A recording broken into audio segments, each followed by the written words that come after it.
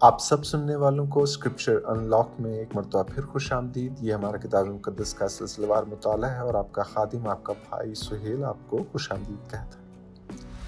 हम इस वक्त पैदाइश की किताब, जो कि हज़रत मूसा की मार्फत लिखी गई शरीयत की 5 किताबों में सरे फहरिस्त है, उसका मुताला कर रहे हैं और इस सिलसिले की ये चौथी किस्त है। और आज हम पैदाइश की किताब के चौथे बाब के अहम मौजू पर गौर करेंगे। ज़ेर मुताला बाब हमारे लिए काइन और हाबिल की कहानी को बयान करता है। ये महज भाइयों के बीच रकाबत की कहानी नहीं, बल्कि इंसानी दिल की हालत, इबादत के मयार और खुदा के इंसाफ और फजल की झलक पेश करती है। पैदाइश की किताब का चौथा बाब तारीखी और अदबी लिहाज से इंसानियत के इब्तदाई दौर का एक आईना है। ये पहला मकाम है जहाँ हम इबादत, हसद, गुनाह और कत्ल जैसे अनासिर को इंसानी ताल्लुकात में पनपता देखते हैं।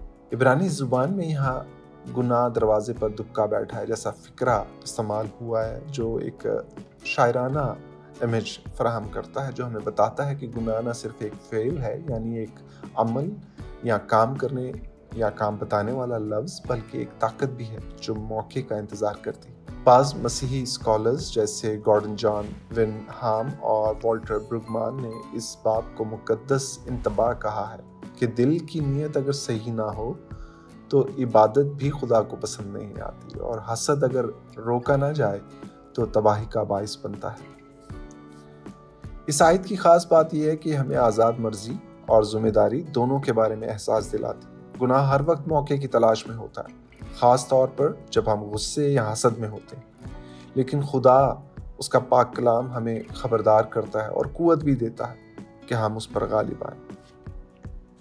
काइन का मसला ये नहीं था कि उसका नजराना रद्द हुआ, बल्कि ये कि उसने अपने भाई के मकबूल होने पर हसद किया। ये हसद उसको कत्ल तक ले गया। आज की दुनिया में सोशल मीडिया और मुकाबले की फिजा में नौजवान एक दूसरे से हसद करने लगते हैं। दूसरे के कामयाब होने पर रंजीदा होना हमें काइन की राह पर डाल देता है। जब काइन पर सजा आती है तो वो फरियाद करता है और खुदा उस पर निशान रखता है ताकि कोई उसे कत्ल ना करे।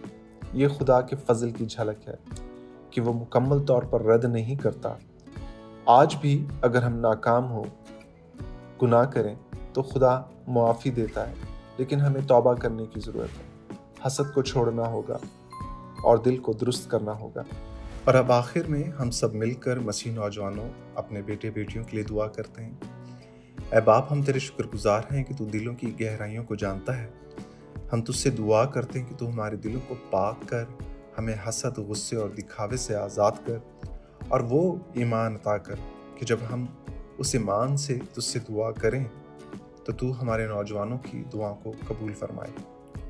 हमारे नौजवानों को तौफीक दे कि वो मसीह यसू की बताई और सिखाई हुई राह पर चलें, मुआफ़ करने, मोहब्बत करने और सच्चाई से ज़िंदगी गुजारने की राह। मांगते हैं मसीह के पाक नाम का वास्ता देकर, आमीन।